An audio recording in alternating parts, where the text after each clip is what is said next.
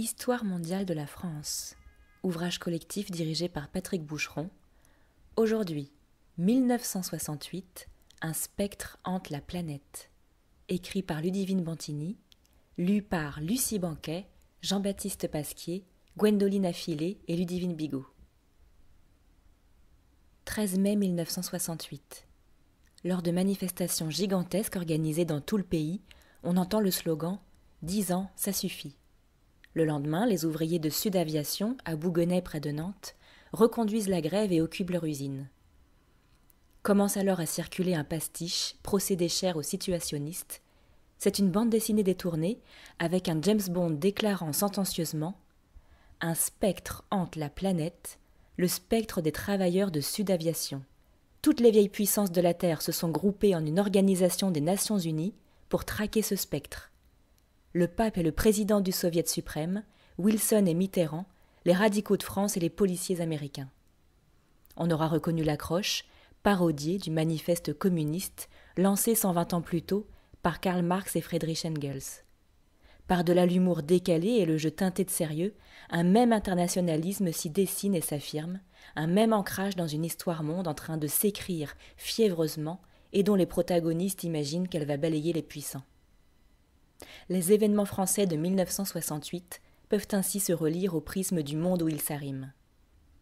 La dimension internationale n'est de fait pas seulement un contexte, c'est un enjeu pour nombre d'acteurs soucieux de s'insurger dans un mouvement de grand vent où les frontières indiffèrent.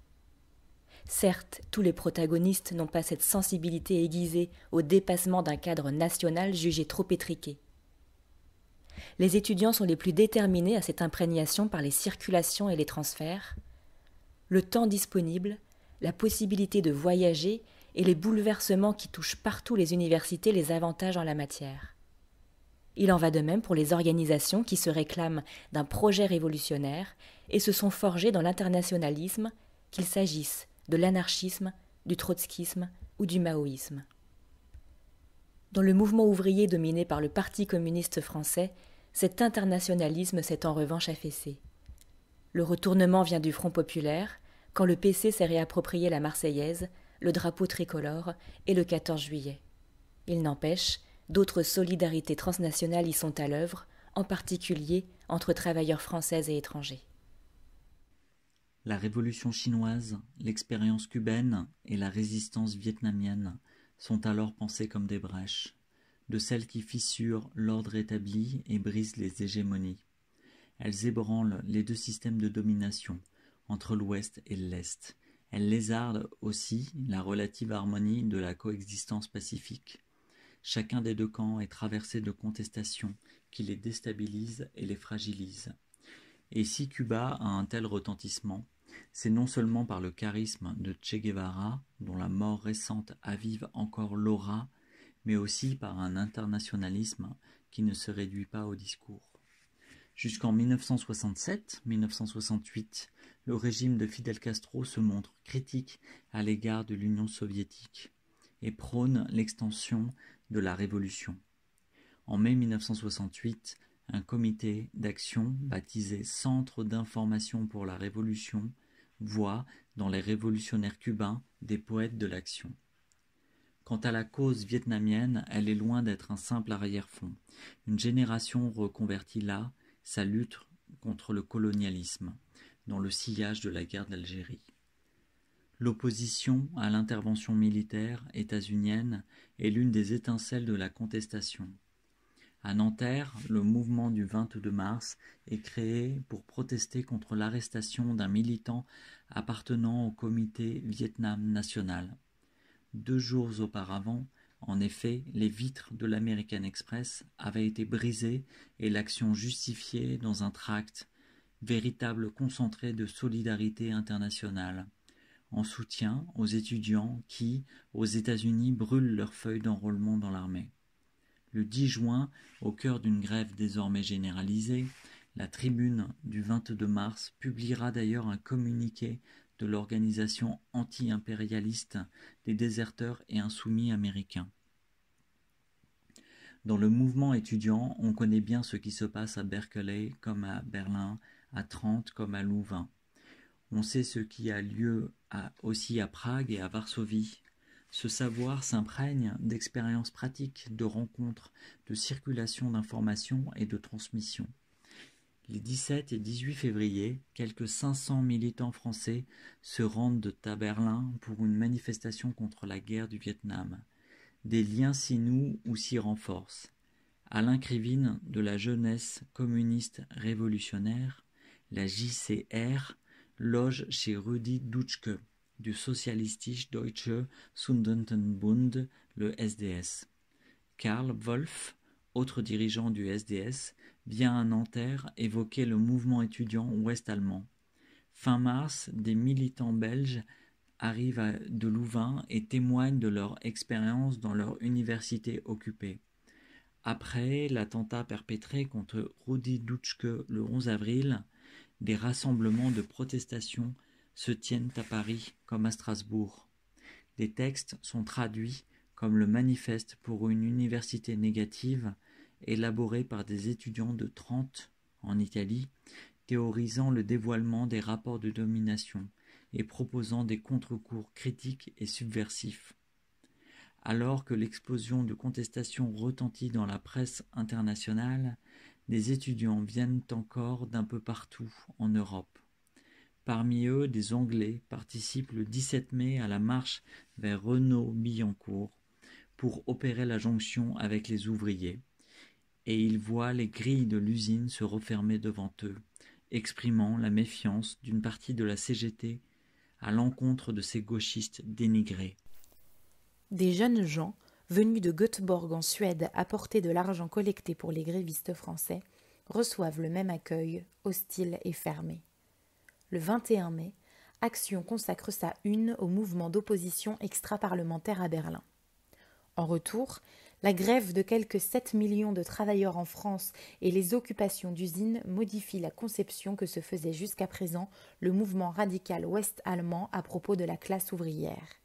Celle-ci se révèle moins intégrée au système que Rudi Dutschke et ses camarades l'imaginaient. Le 12 juin, c'est au tour de Daniel Cohn-Bendit et Alain Gesmar de se rendre à Londres pour participer à une émission de la BBC consacrée au mouvement étudiant en Europe. Daniel Cohn-Bendit incarne ce creuset d'expériences puisées ici et là, enrichissant la mobilisation de sa matrice transfrontalière en faisant le pilier d'un projet révolutionnaire. Traduit pour insubordination en conseil de discipline, l'étudiant de Nanterre commence par décliner une fausse identité, en se faisant appeler Couronne Modzelowski, nom de 2 étudiants polonais en détention pour avoir critiqué le régime de Varsovie. Fustigé comme anarchiste allemand par Georges Marchais le 3 mai, interdit de séjour en France le 24 mai, ce qui provoque d'importants rassemblements et une nouvelle nuit des barricades après celle du 10 au 11 mai, il y rentre tout de même clandestinement, pourtant traqué par les forces de police et de gendarmerie, comme l'éclairent bien les archives policières.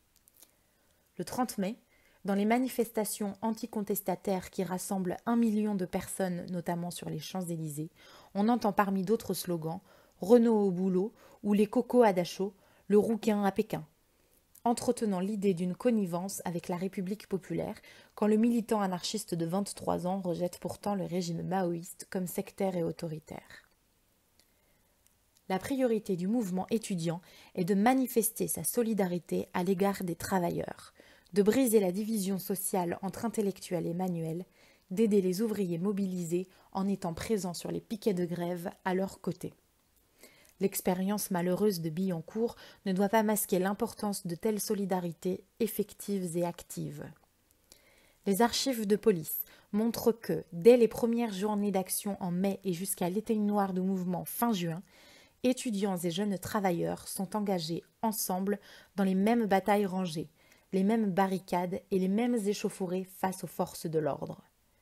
Dès le 3 mai, on trouve dans les procès-verbaux des personnes interpellées des ouvriers, tauliers, ajusteurs, tourneurs, des employés d'EDF au PTT, des garçons de café, colporteurs, coursiers et vendeurs. Les nationalités y sont elles aussi très variées, et les services de police ne manquent pas de faire des fiches spéciales sur les étrangers arrêtés. Le 24 mai à Paris, y figurent de nombreux Algériens et Tunisiens, de l'artiste musicien au mécanicien, du manœuvre au Tripeur des Halles, des Italiens et des Portugais, OS, employés, garçons de restaurant et chefs de chantier, et plus généralement des jeunes gens venus du Brésil et des États-Unis, d'Allemagne, de Grande-Bretagne, de Suisse et de Yougoslavie, du Cameroun et du Sénégal, du Japon et du Vietnam. La tendance à l'auto-organisation y est notable. Comité des travailleurs étrangers, comité des 3 continents, comité d'action bidonville. À la Sorbonne, une affiche proclame « Pour la première fois, les étrangers sont chez eux en France ». Certains comités d'action et de quartier réclament même l'abolition du statut des étrangers, les mêmes droits et les mêmes libertés, en se référant à la commune, à son ministre du Travail, l'ouvrier hongrois Frankel, et à son chef militaire, l'ouvrier polonais Dąbrowski. Dans cette perspective révolutionnaire, le concept de nationalité apparaît profondément réactionnaire. Mais les étrangers sont aussi une cible particulière de la répression policière qui se renforce à partir des 10-12 juin, date à laquelle, outre la dissolution de 11 organisations d'extrême gauche, les manifestations sont interdites. Une fois encore, les archives des préfectures de police et des renseignements généraux signalent de très nombreuses expulsions ou interdictions d'entrer sur le territoire français. Il devient risqué de participer à un rassemblement, surtout lorsqu'on est étranger. La reprise du travail s'effectue progressivement. Le mois de juin est marqué par la lente et souvent amère décrue du mouvement, endeuillé par la mort du lycéen Gilles Tautin et des ouvriers Pierre Bello et Henri Blanchet dans les ultimes affrontements avec les CRS et les gendarmes mobiles, et la préparation des élections que d'aucuns considèrent comme un piège à cons et même une trahison. En juin, à la Sorbonne, des étudiants mobilisés avaient espéré que la réalisation en France du pouvoir ouvrier démocratique aurait toute chance à bref délai d'ébranler le régime de Franco, celui des colonels grecs, d'être reprise par les étudiants et ouvriers italiens. L'histoire ne leur a pas pleinement donné raison. Beaucoup de comités d'action continueront à se mobiliser et protesteront contre l'invasion de la Tchécoslovaquie par les troupes du pacte de Varsovie en août et contre la terrible répression des travailleurs et étudiants mexicains en octobre. Mais en cet automne 1968, dans les manifestations et rassemblements italiens qui amorceront les années rouges, c'est un air transmis et repris qu'on entendra. Ce n'est qu'un début. Continuons le combat.